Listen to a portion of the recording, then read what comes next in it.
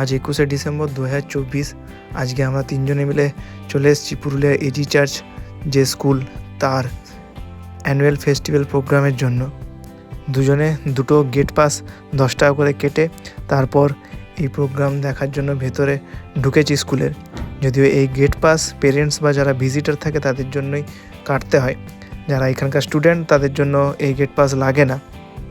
এই রকম school fest আমরা এর আগে কখনো দেখিনি আমাদের স্কুল লাইফে। বেশ নতুনত্ব লাগলো এখানকার যে আইডিয়াটা। স্কুলের যে গ্রাউন্ড আছে সেই গ্রাউন্ডের চারদিকে এই রকম প্যান্ডেল করে বিভিন্ন স্টল করা হয়েছে, আর এই স্টলগুলো প্রত্যেকটাই স্কুলের যে স্টুডেন্ট তারাই সেগুলোকে পরিচালনা করছে। এই স্টলগুলোতে বিভিন্ন রকমের জিনিস পাওয়া যাচ্ছে, যেমন এখানে পাওয়া যাচ্ছে জুয়েলারি আইটেম, তার সাথে চকলেট, আইসক্রিম, কেক, পেস্ট্রি বা চাউমিন সমস্ত কিছুরই এই স্টলগুলোতে পাওয়া যাচ্ছে। কিন্তু যে জিনিসগুলো পাওয়া যাচ্ছে সেগুলোর জন্য গেম খেলতে হচ্ছে বা ডাইরেক্ট টাকার সাহায্যে খাবার দাবারগুলো কেনা হচ্ছে না, সেগুলো হয় গেম খেলে বা কুপনের সাহায্যেই সেগুলোকে কিনতে হচ্ছে। এই কুপনের জন্য অফিস বিল্ডিংয়েই 10 টাকা করে এক একটা কুপন কিনতে হয়। বিভিন্ন যে গেমসগুলো আছে সেগুলোর ইম্পর্টেন্স অনুযায়ী সেই রকম সংখ্যক কুপন দিয়ে সেই গেমটা খেলতে হয় এবং গেমে উইন হলে তবেই প্রাইজ পাওয়া যায়।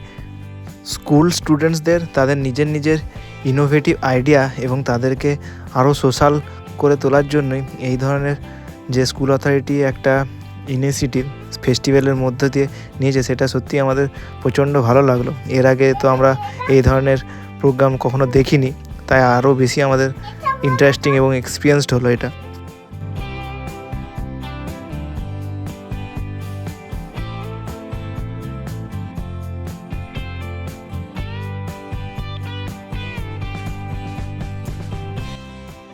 এটা হলো স্কুলের বাস্কেটবল গ্রাউন্ড, আর এই গ্রাউন্ডেও একটা বেশ ইন্টারেস্টিং গেম আছে, যেখানের এগুলো হচ্ছে গিফট। এখানে কুপন দিয়ে ফার্স্টে এই খেলার জন্য নাম নথিভুক্ত করতে হবে, আর এখান থেকে বল এই বাস্কেটের মধ্যে যদি ঢোকাতে পারে সেই অনুযায়ী গিফট আছে।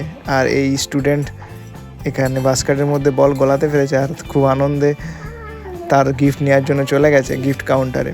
এখানে বাচ্চাদের অ্যামিউজমেন্টের জন্য বিভিন্ন খেলা আছে। এই অ্যামিউজমেন্ট অ্যাক্টিভিটিগুলো দেখে আমার ছোট্ট মেয়ে তো খুব আনন্দ পেয়েছে, ও তো চাপার জন্য অস্থির হয়ে যাচ্ছে।